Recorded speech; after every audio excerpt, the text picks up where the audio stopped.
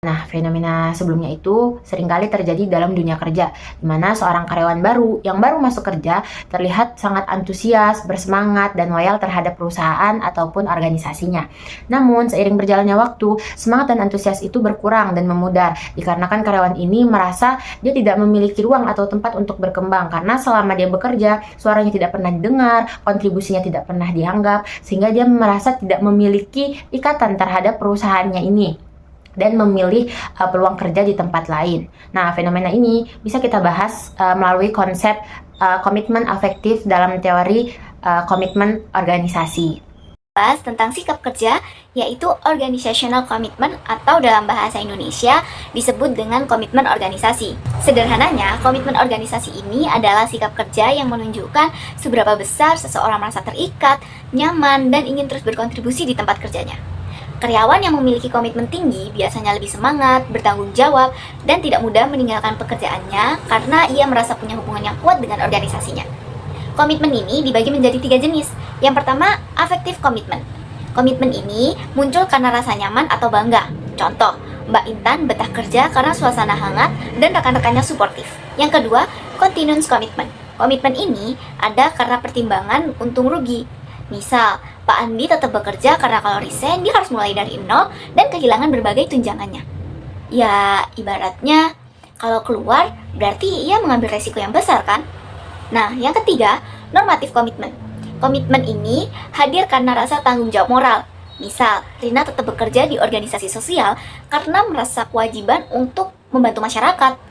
Jadi, semakin tinggi komitmen seorang karyawan, biasanya kinerjanya juga akan lebih baik dan hal itu berdampak positif pada perkembangan organisasinya. Komitmen terhadap organisasi dipengaruhi oleh berbagai faktor, di antaranya kepuasan kerja, kepemimpinan, dan budaya organisasi.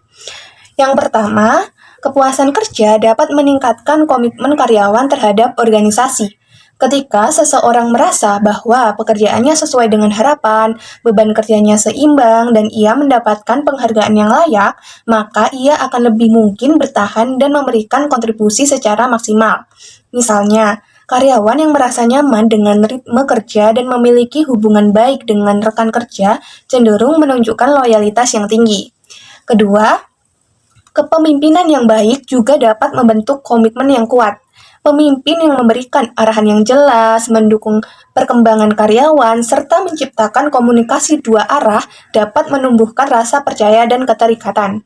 Contohnya, atasan yang rutin memberikan umpan balik positif atau mendampingi karyawan saat menghadapi tantangan kerja dapat mendorong rasa memiliki terhadap organisasi. Dan yang ketiga, budaya organisasi juga memainkan peran penting. Budaya yang mendukung nilai-nilai positif seperti saling menghargai, gotong royong, dan keterbukaan akan membuat karyawan merasa cocok dan diterima. Sebagai contoh, jika dalam organisasi terbentuk kebiasaan untuk saling membantu dan terbuka dalam menyampaikan pendapat, maka hal tersebut dapat memperkuat ikatan emosional karyawan terhadap tempat kerjanya. Dari fenomena tersebut, solusi yang bisa digunakan oleh perusahaan yaitu yang pertama, dengan meningkatkan keterlibatan karyawan. Karyawan yang merasa terlibat dalam pekerjaannya cenderung lebih bersemangat, bertanggung jawab, dan menunjukkan kinerja yang lebih baik, seperti melibatkan karyawan dalam pengambilan keputusan dan memberikan ruang untuk berkembang. Yang kedua yaitu dengan membangun lingkungan kerja yang positif dan nyaman, seperti suasana kerja yang harmonis, hubungan antar rekan kerja yang sehat, serta kepemimpinan yang mendukung. Dengan begitu, karyawan akan merasa betah dan termotivasi. Solusi yang ketiga yaitu memberikan penghargaan dan pengakuan kepada karyawan.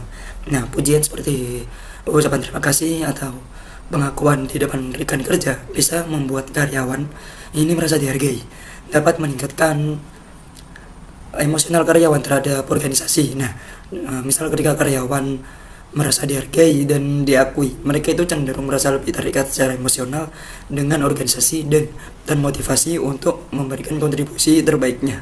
Nah, bentuk penghargaan itu bersifat personal, juga memperkuat persepsi bahwa organisasi ini peduli dan memperhatikan kesejahteraan individu. Terus yang keempat, mengembangkan kepemimpinan etis dan melayani servant leadership. Nah, pemimpin yang jujur, adil, dan peduli akan meningkatkan keterikatan emosional karyawan. Kepemimpinan ini mengedepankan integritas, keadilan, dan kepedulian terhadap bawahan yang menciptakan sebuah iklim kerja yang suportif dan inklusif.